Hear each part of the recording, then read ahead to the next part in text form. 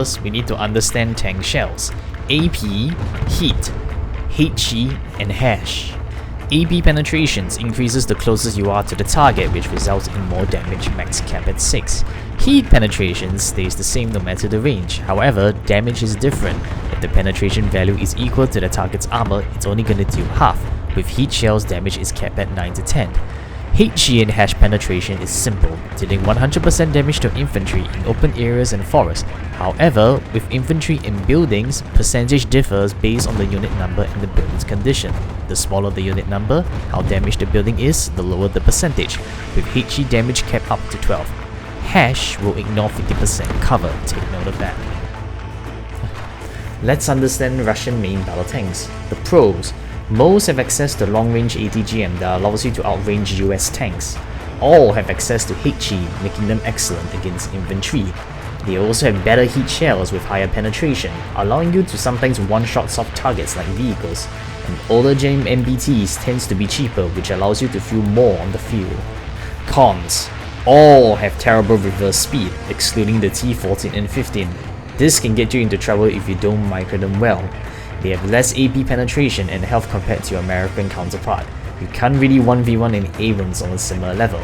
And fitting in cheaper MBTs involves more micro-only units, which can limit your situational awareness to other things. Take note.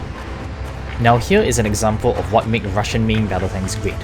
Both sides with the same cost, Russians filling in a T80 and a Sprute, while the Americans filling in a SEP V3.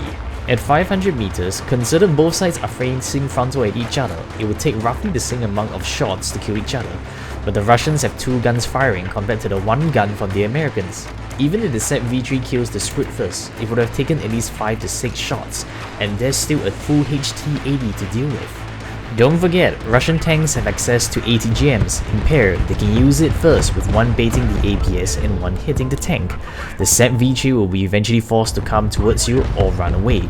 If he reaches within his gun range, charge at him. His HP has already dropped and closing in the distance will increase the damage of your AP.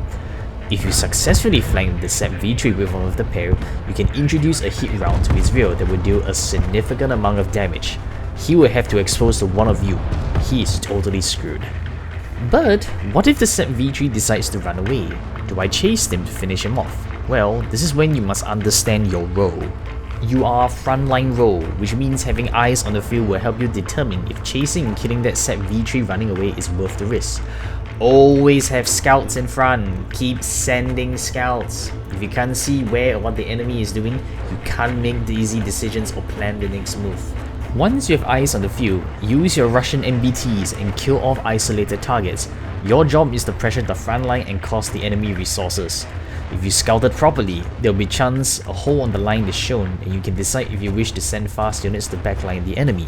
But also with eyes on the field, you can spot if the enemy is preparing to make a push, giving you more time to prepare and work with your team to react and counter it.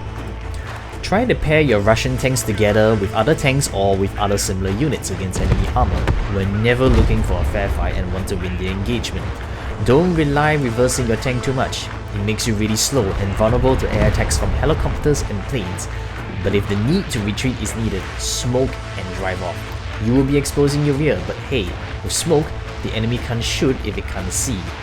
Never reverse your main battle tank in the forest, especially if you're Russian. They're dead slow. Infantry can just walk up to you, or if they use sprint, they'll eventually catch up to you.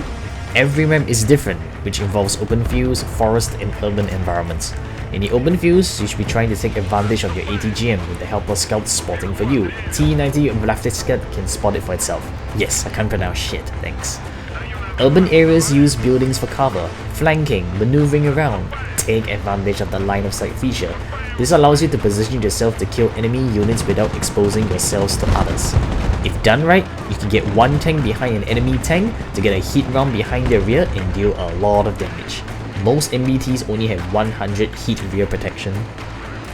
I hope this is enough information for how to play Russian main battle tanks. Yes, there are other factors involving like combined arms, which is going to be an entire another topic. Maybe one day I'll make a video about that, who knows. Leave a comment, feedback, tell me if you like seeing this kind of videos, and check out my shorts if you wish to see different units. Hope to see you on the field, brothers. Take care.